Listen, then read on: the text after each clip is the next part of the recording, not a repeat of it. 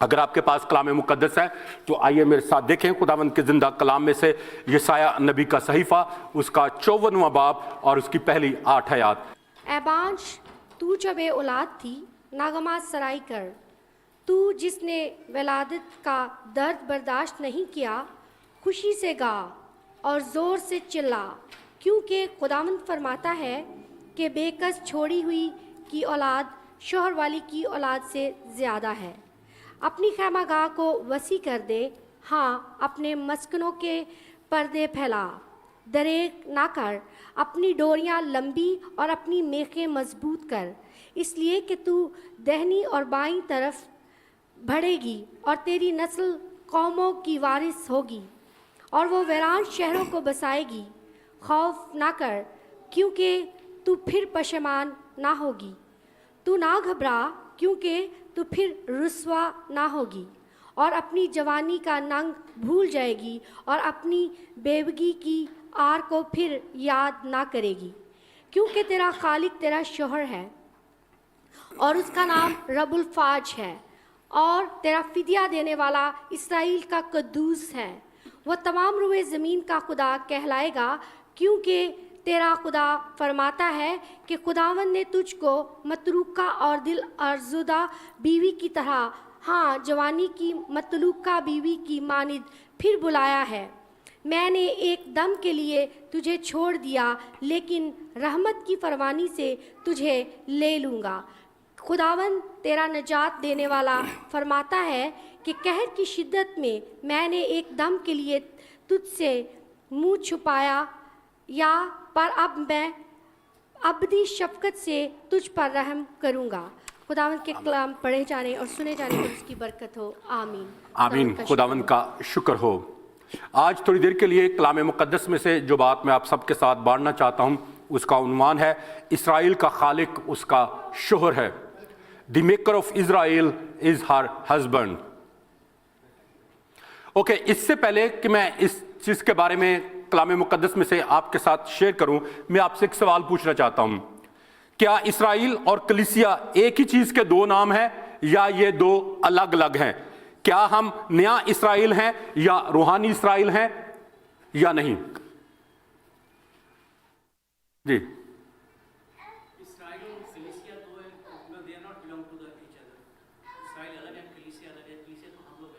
Okay, اسرائیل اور کلیسیا دو الگ الگ چیزیں ہیں۔ جی بھائی جی۔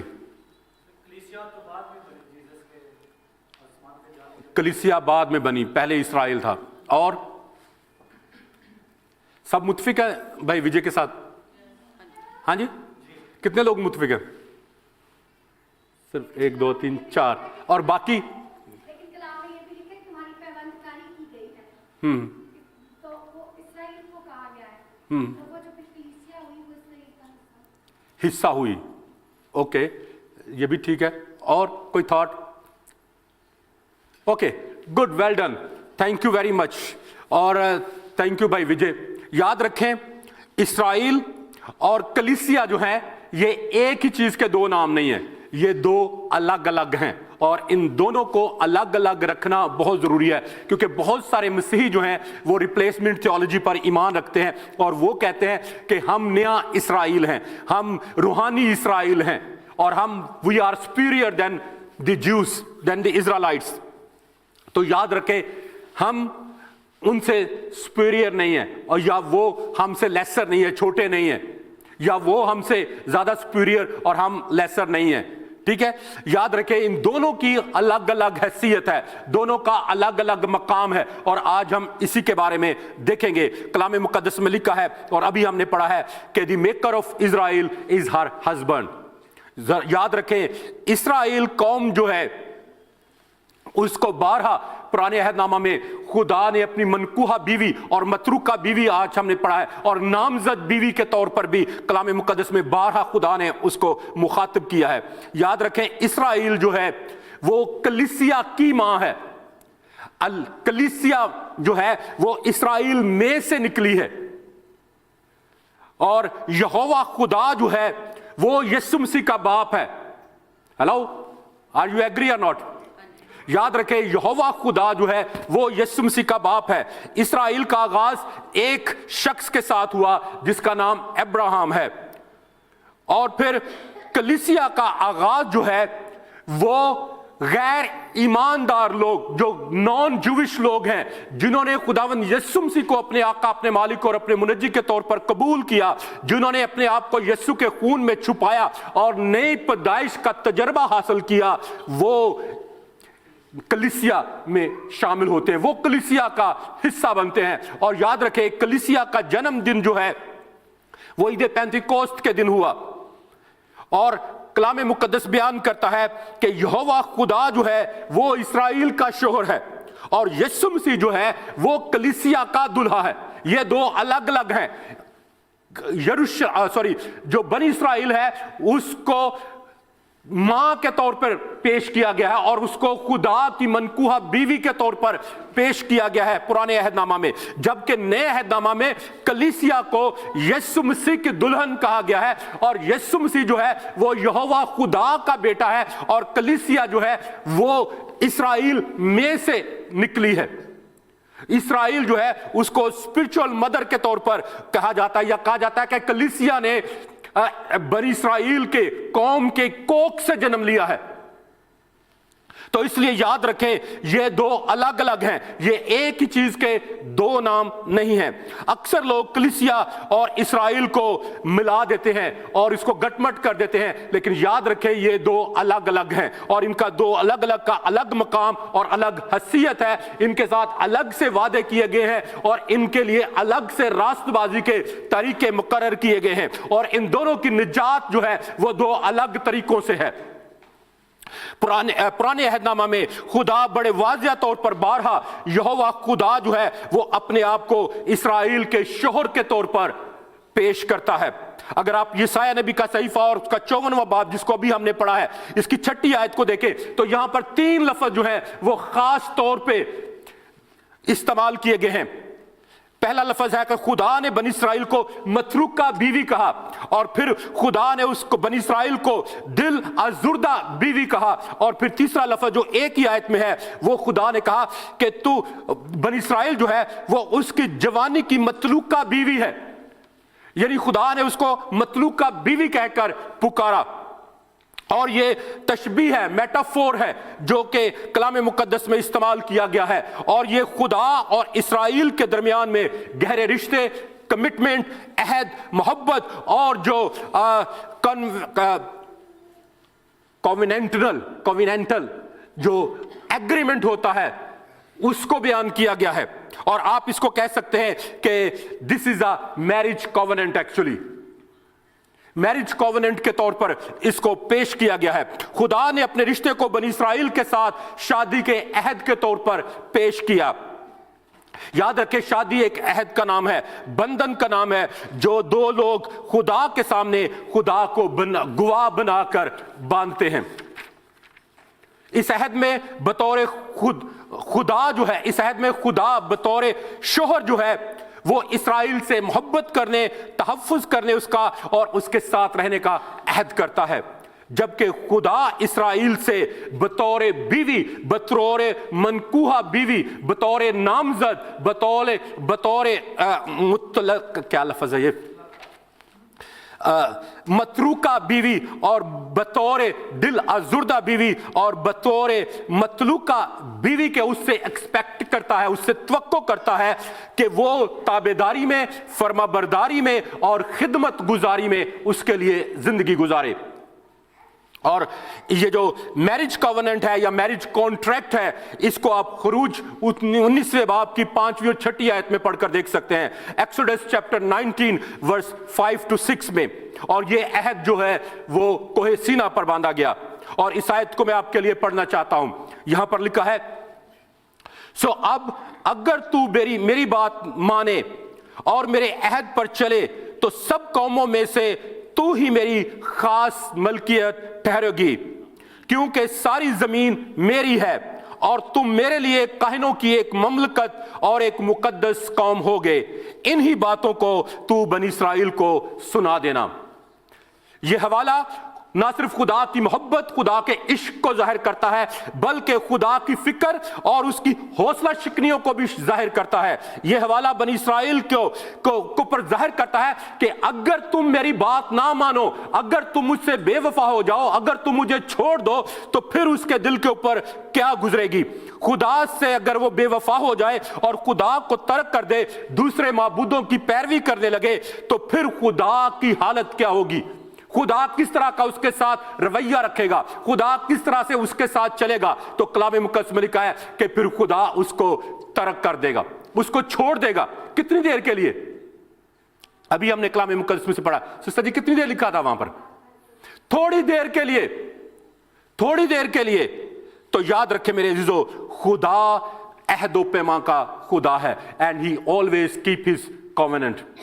وہ ہمیشہ اپنے عہد و پیمان کو قائم رکھتا ہے۔ اور آج دوسری بات جو میں آپ کے ساتھ شیئر کرنا چاہتا ہوں، پہلی بات کہ اسرائیل اور کلیسیا دو الگ الگ چیزیں ہیں۔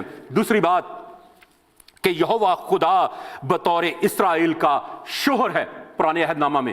نئے عہد نامہ میں یسوع مسیح کو کلیسیا کا دلہا کہا گیا ہے، لیکن پرانے عہد نامہ میں شادی ہوئی ہے۔ خدا نے بنی اسرائیل کو ایک منقوہ بیوی کے طور پر، ایک نامزد کے طور پر لیا ہے، متروکہ بیوی کے طور پر اس نے لیا ہے، دل ازردہ بیوی کے طور پر اس نے اس کو لیا ہے، اور مطلوقہ بیوی کے طور پر اس نے اس کو لیا ہے۔ پرانا عہد نامہ خدا نے بارہا اپنے آپ کو ایک وفادار، محبت کرنے والے شوہر کے طور پر پیش کیا ہے۔ یسایا نبی کا صحیفہ اس کا 54واں باب اور اس کے 5ویں آیت میں لکھا ہے کہ تیرا خالق تیرا شوہر ہے، اس کا نام رب الافواج ہے، وہ تمام روئے زمین کا خدا کہلائے گا۔ اور پھر اس کے بعد حزقیل نبی کا صحیفہ اس کے 16ویں باب کی 8ویں آیت میں لکھا ہے کہ پھر میں نے تیری طرف گزر کیا اور تجھ پر نظر کی، اور کیا دیکھتا ہوں کہ تو عشق انگیز عمر کو پہنچ گئی ہے۔ عشق انگیز عمر سمجھتے کیا ہوتے ہیں؟ ینگ، بالغ، ٹھیک ہے۔ لکھا ہے پھر آگے کہ تو عشق انگیز عمر کو پہنچ گئی ہے، پس میں نے اپنا دامن تجھ پر پھیلایا اور تیری برہنگی کو چھپایا، اور قسم کھا کر تجھ سے عہد باندھا۔ قسم کھا کر عہد باندھا۔ کس طرح عہد باندھا؟ قسم کھا کر، کووننٹ کے ساتھ لکھا ہے، اور قسم کھا کر تجھ سے عہد باندھا، خداوند خدا فرماتا ہے، اور تو میری ہو گئی، اور تو میری ہو گئی۔ She surrendered herself۔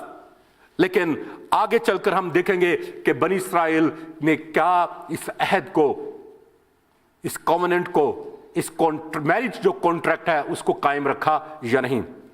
پھر آگے ہوسیہ نبی کے صحیفے میں لکھا ہے اس کے 2 باب کی 19ویں آیت سے لے کر 20ویں آیت میں، اور میں اس آیت کو آپ کے لیے پڑھ دیتا ہوں۔ لکھا ہے اور تجھے اپنی ابدی نامزد مقرر کروں گا۔ ابدی نامزد یعنی منقوہ بیوی، ہاں جی، ایٹرنل نہیں، بلکہ اس کا مطلب ہے کہ شادی شدہ، جس کو منقوہ بیوی کہتے ہیں، کہ ویڈڈ وائف کے طور پر، ویڈڈ وائف، ٹھیک ہے، کہ میں تجھے اپنی ابدی نامزد مقرر کروں گا، ہاں تجھے صداقت اور عدالت اور شفقت و رحمت سے اپنی نامزد کروں گا، اور میں تجھے وفاداری سے اپنی نامزد بناؤں گا، اور تو خداوند کو پہچانے گی۔ خدا نے بارہا اپنے آپ کو یہ بنی اسرائیل کو پر ظاہر کیا کہ صرف اور صرف میں ہی تیرا شوہر ہوں، صرف میں ہی تجھ سے چاہتا ہوں، اور میرے سوا اور کوئی نہیں جس کی تو ہو سکتی ہے۔ پھر تیسری بات، آگے چل کر اس کو ہم آگے کنٹینیو رکھیں گے چوتھے پوائنٹ میں، لیکن تیسرا نقطہ جو میں آپ کے ساتھ شیئر کرنا چاہتا ہوں وہ ہے اسرائیل بطور بے وفا اور بد دیانت بیوی، بد دیانت اور بے وفا۔ پرانا عہد نامہ بنی اسرائیل کی بے وفائی کو ہمیشہ سے زناکاری کے روپ میں پیش کرتا رہا ہے، اور حزقیل نبی کے صحیفے میں سے اگر آپ پڑھ کر دیکھیں تو یہاں پر بنی اسرائیل سے خدا کہتا ہے کہ تو زناکار بیوی ہے جو دوسروں کو اپنے شوہر سے زیادہ ترجیح دیتی ہے۔ اور یہاں پر اس حوالے میں ہم خدا کے شدید غم اور افسوس کو بھی دیکھتے ہیں، اور میں چاہتا ہوں کہ اس حوالے کو پڑھا جائے، اس لیے میں آپ کے لیے پڑھنا چاہتا ہوں۔ हिजकिय्याल नबी का सहीफा उसका 16वां बाब और उसकी पहली 22 आयत और फिर उसके बाद 32वीं और 34वीं आयत में आपके लिए पढ़ूंगा। हिजकिय्याल chapter 16 verse 1 to 22 and then verse 32 to 34। Please एक लंबा हवाला है, गौर से सुनिएगा, इसमें बहुत सारी बातें हैं जो सीखने वाली हैं।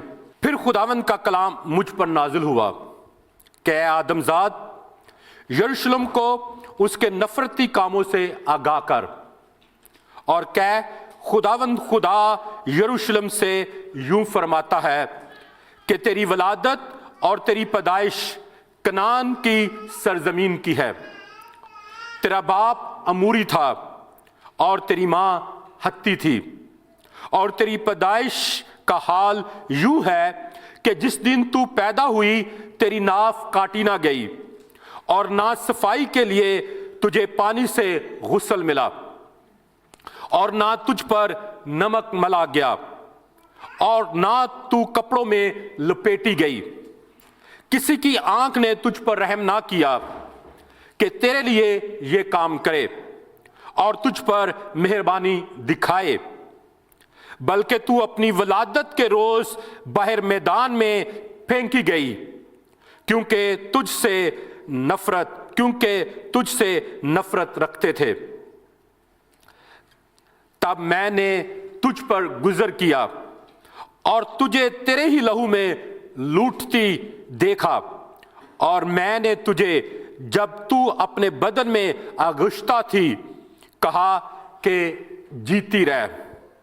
हाँ, मैंने तुझ खून आलूदा से कहा कि जीती रह।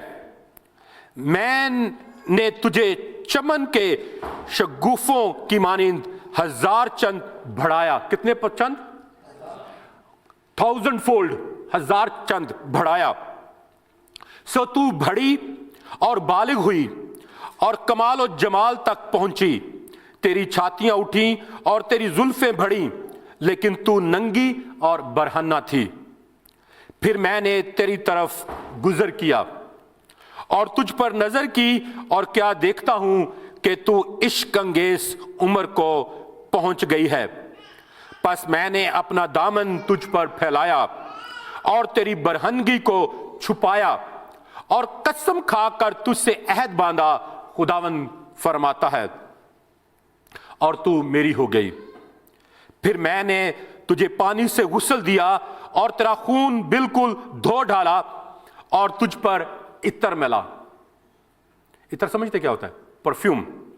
और मैंने तुझे जरदोज लिबास से मुलब्बस किया और तख्त की खाल की जूती पहनाई। नफीस कत्तान से तेरा कमरबंद बनाया और तुझे सरासर रेशम से मुलब्बस किया। मैंने तुझे जेवर से आरास्ता किया, तेरे हाथों में कंगन पहनाए और तेरे गले में तोक डाला। तोक का मतलब यहां पर तावीज नहीं है, ओके, हार है।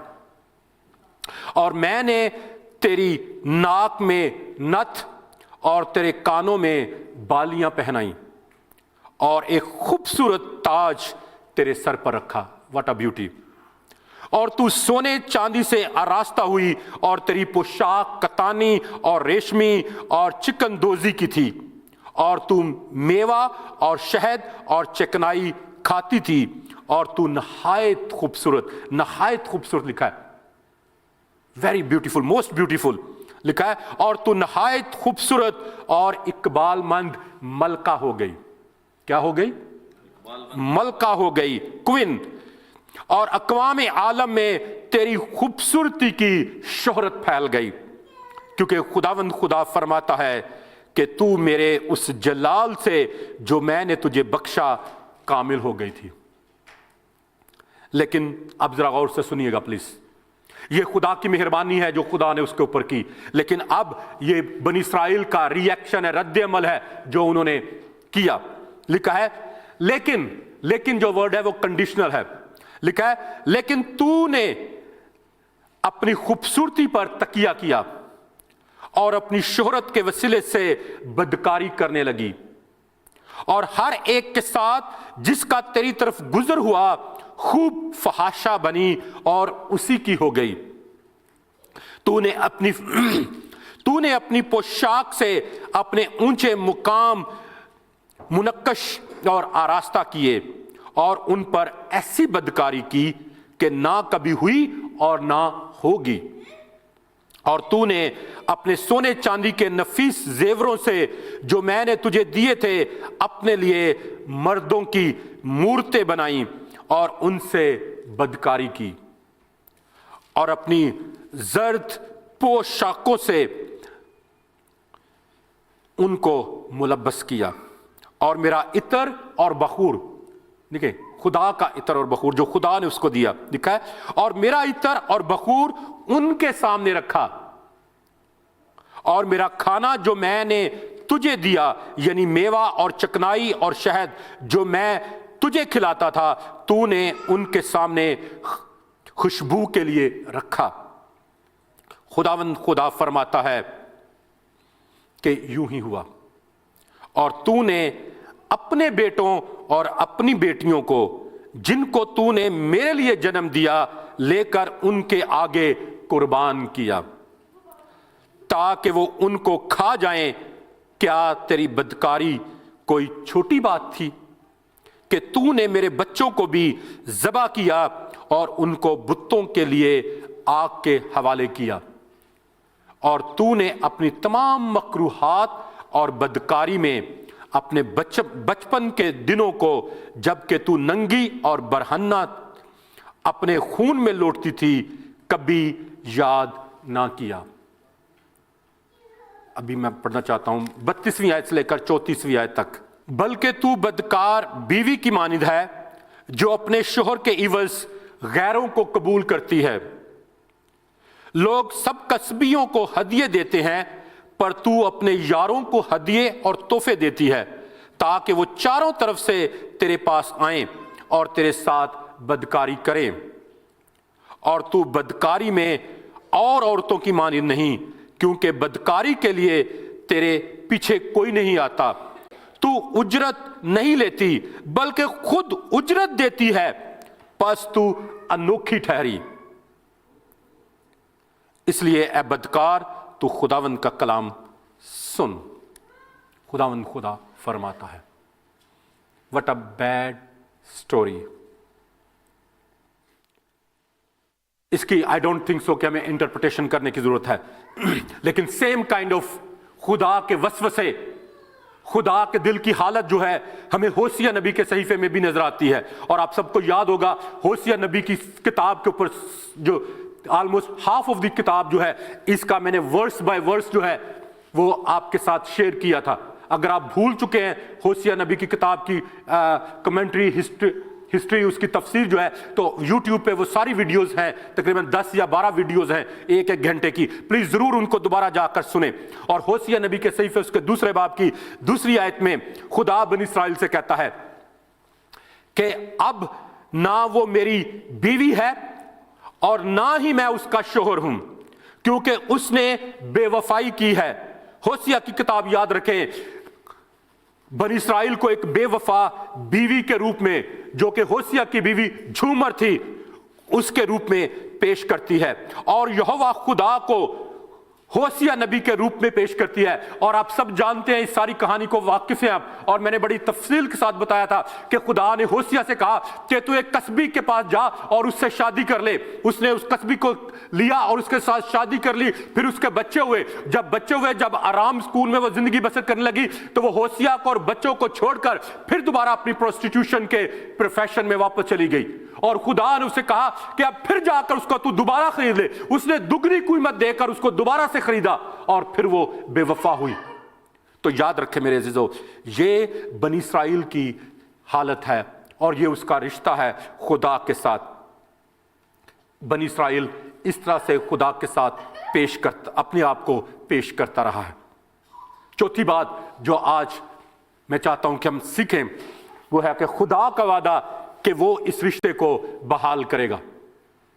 آج یہ خوشی کا نہیں افسوس کا مقام ہے کہ اگر ہم کلیسیا کی حالت کو دیکھیں تو ہمیں ایسے ہی نظر آتی ہے۔ اور شاید آپ کو یاد ہو کافی سال پہلے خدا نے مجھے ایک رویا دی اور اس رویا میں میں نے دیکھا کہ church and Satan they are sitting on a bed of roses and they are kissing to each other. میں نے دیکھا اس رویا میں کہ ابلیس اور کلیسیا جو ہے وہ پھولوں کی سیج پر بیٹھے ہوئے ہیں اور وہ ایک دوسرے کو چوم رہے ہیں. That is the condition of a church now. اور آج خدا کا وعدہ جو ہے ابھی بھی ویلڈ ہے. چوتھی بات، خدا کا وعدہ کہ وہ اس رشتے کو بحال کرے گا.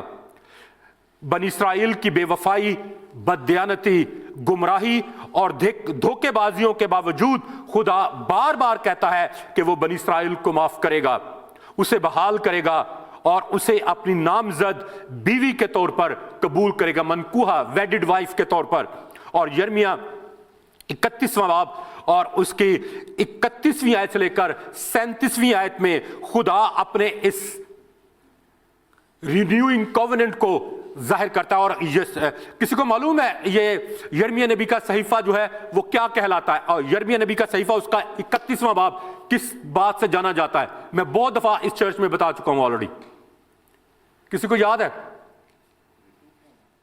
ہاں نہیں یاد؟ اچھا، یرمیہ نبی کا صحیفہ اور اس کا 31واں باب جو ہے اس کو گاڈز لو لیٹر کہا جاتا ہے جو اس نے اپنی بیوی بنی اسرائیل کو لکھا. یہ گاڈز لو لیٹر ہے فار اسرائیلائٹس. میں اس کے لیے پڑھنا چاہتا ہوں 31ویں آیت سے 37ویں آیت تک. لکھا ہے یہاں پر، دیکھ وہ دن آتے ہیں، خداوند فرماتا ہے، جب میں اسرائیل کے گھرانے اور یہودا کے گھرانے کے ساتھ نیا عہد باندھوں گا، اس عہد کے مطابق نہیں جو میں نے ان کے باپ دادا سے کیا جب میں نے ان کی دستگیری کی تاکہ ان کو ملک مصر سے نکال لاؤں، اور انہوں نے میرے اس عہد کو توڑا اگرچہ میں ان کا مالک تھا، خداوند فرماتا ہے، بلکہ یہ وہ عہد ہے جو میں ان دنوں کے بعد اسرائیل کے گھرانے سے باندھوں گا، خداوند فرماتا ہے، میں اپنی شریعت ان کے باطن میں رکھوں گا اور ان کے دل پر اسے لکھوں گا، میں ان کا خدا ہوں گا اور وہ میرے لوگ ہوں گے. اور وہ پھر اپنے اپنے پڑوسی اور اپنے اپنے بھائی کو یہ کہہ کر تعلیم نہیں دیں گے کہ خداوند کو پہچانو، کیونکہ چھوٹے سے بڑے تک وہ سب مجھے جانیں گے، خداوند فرماتا ہے، اس لیے کہ میں ان کی بدکرداری کو بخش دوں گا اور ان کے گناہ کو یاد نہ کروں گا. خداوند جس نے دن کی روشنی کے لیے سورج کو مقرر کیا اور جس نے رات کی روشنی کے لیے چاند اور ستاروں کا نظام قائم کیا، جو سمندر کو موجزن کرتا ہے جس سے اس کی لہریں شور کرتی ہیں، یوں فرماتا ہے، اس کا نام رب الافواج ہے.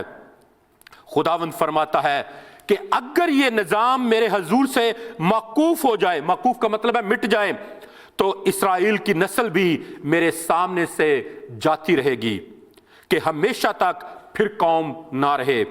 خداوند یوں فرماتا ہے کہ اگر کوئی اوپر آسمان کو ناپ سکے اور نیچے زمین کی بنیاد کا پتہ لگا لے، تو میں بھی بنی اسرائیل کو ان کے سب اعمال کے سبب سے رد کر دوں گا، خداوند خدا فرماتا ہے.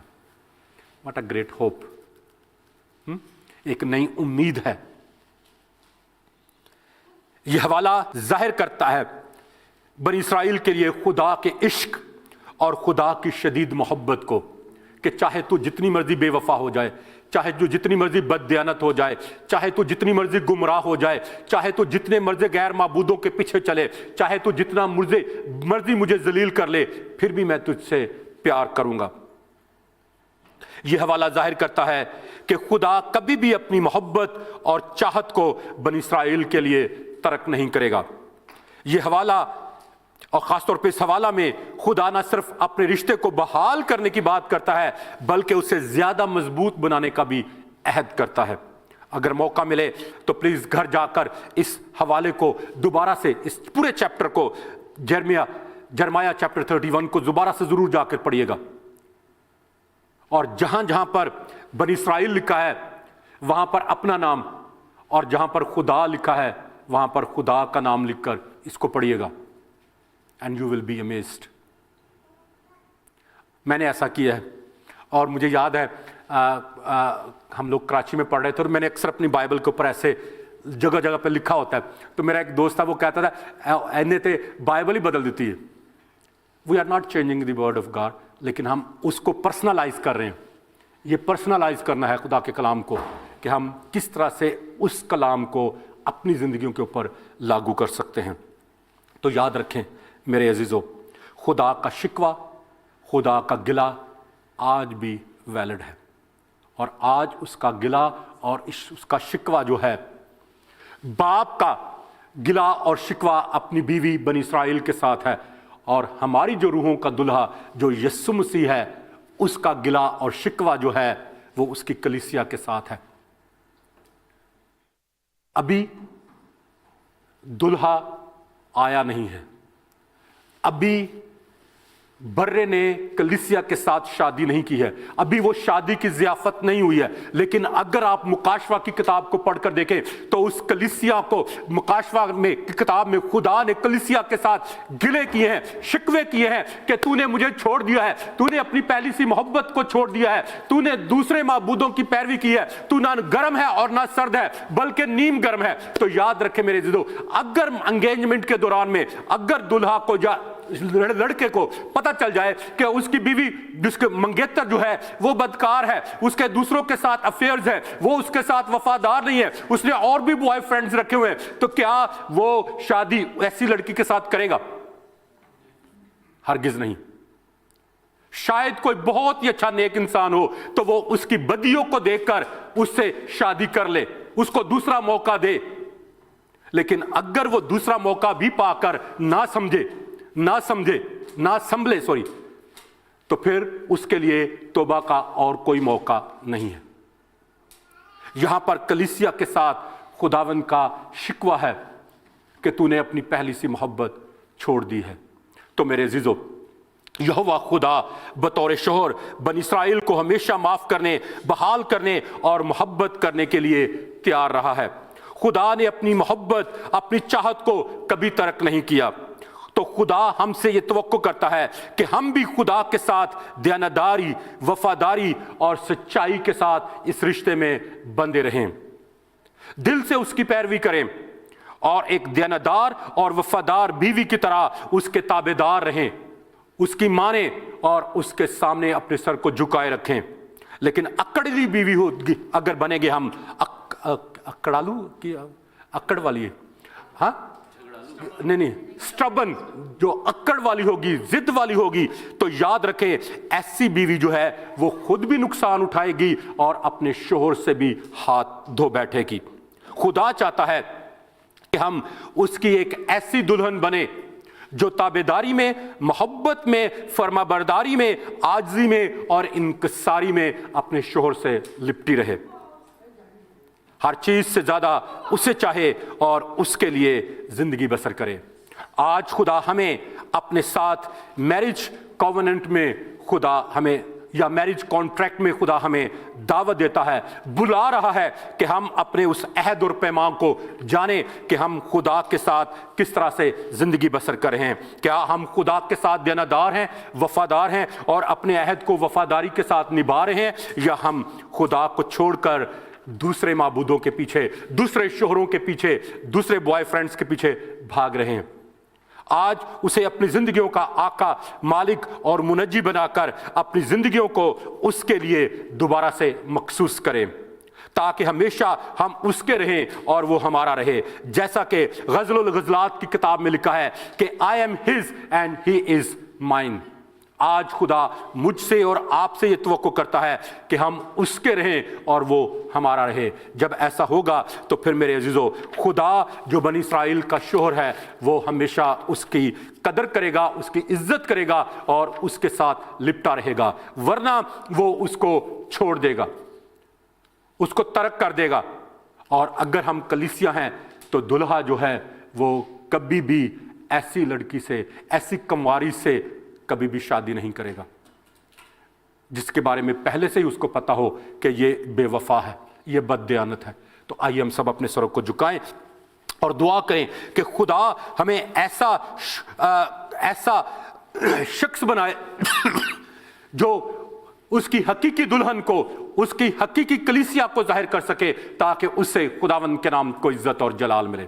آئیے ہم سب اپنے سروں کو جھکائیں اور دعا کریں۔ آئیے تھوڑی دیر کے لیے اپنی زندگی کے بارے میں سوچیں کہ آج میری زندگی کیسی ہے؟ کیا آج میری زندگی سے خداوند کے نام کو عزت اور جلال مل رہا ہے یا نہیں؟ کیا میں اپنی زندگی خدا کے جلال کا باعث بنا رہا ہوں یا نہیں؟ کیا میری زندگی خدا کے لیے ایک نمونے کے طور پر ہے یا نہیں؟ کیا میری زندگی میں عاجزی، انکساری، وفاداری، دیانتداری ہے یا نہیں؟ اگر ہے تو آپ خداوند کے مبارک لوگ ہیں، اور اگر نہیں ہے تو پھر آج ہمیں اپنے اس میرج کووننٹ کو یا کانٹریکٹ کو دوبارہ سے رینیو کرنے کی ضرورت ہے، تاکہ اس سے خداوند کے نام کو عزت اور جلال ملے۔ آئیے ہم سب اپنے سروں کو جھکائیں اور دعا کریں۔ ہاللویہ۔ خداوند کائنات کے بادشاہ، میں تیری شکر گزاری کرتا ہوں تیرے زندہ پاک کلام کے لیے، جو ہمارے پاس ایک کتاب کی شکل میں موجود ہے، جس کو ہم جب چاہیں، جس وقت چاہیں پڑھ سکتے ہیں اور تیری پاک رہنمائی کو حاصل کر سکتے ہیں۔ اے باپ، میں تیری شکر گزاری کرتا ہوں کہ تو نے مجھے اپنے کلام میں سے دیا، اور میں نے تیرے کلام کو دیانتداری اور وفاداری کے ساتھ تیرے لوگوں تک پہنچا دیا۔ اے خدا باپ، میں اس کلام کو اب خدا باپ، خدا بیٹے اور خدا روح القدس کے نام سے ان تمام زندگیوں میں اور خاندانوں میں سیل کرتا ہوں، تاکہ ابلیس کبھی بھی اس کلام کو ان زندگیوں میں سے چرا نہ پائے۔ آواز کو سن کر تیرے کلام کے مطابق اپنی زندگی بسر کریں، اور وہ سب کچھ کریں جو خداوند تیری نظر میں اچھا اور بھلا ہے۔ میں تیری شکر گزاری کرتا ہوں جو تو نے مجھے دیا اور میں نے تیرے لوگوں تک پہنچا دیا۔ اب اے باپ، میں تیری منت کرتا ہوں کہ تو اپنے پاک روح کے وسیلے سے ان تمام زندگیوں کو جھنجھوڑ، انہیں بیدار کر، تاکہ خداوند خدا وہ اپنی اس تاریک پہلوؤں سے نکل کر روشنی میں آئے اور خداوند تیرے نام کو عزت اور جلال دینے کا وسیلہ ٹھہرے۔ خداوند، میں تیری شکر گزاری کرتا ہوں، اور اس کلام کو خدا باپ، خدا بیٹے اور خدا روح القدس کے نام سے ان تمام زندگیوں اور خاندانوں میں سیل کرتا ہوں، تاکہ ابلیس کبھی بھی اس کلام کو ان زندگیوں میں سے چرا نہ پائے، بلکہ یہ زندگیاں خداوند تیرے جلال کا اور تیری بادشاہی کا وسیلہ ٹھہریں۔ یسوع مسیح ناصر کے نام میں یہ دعا مانگتے اور پا لیتے ہیں، آمین۔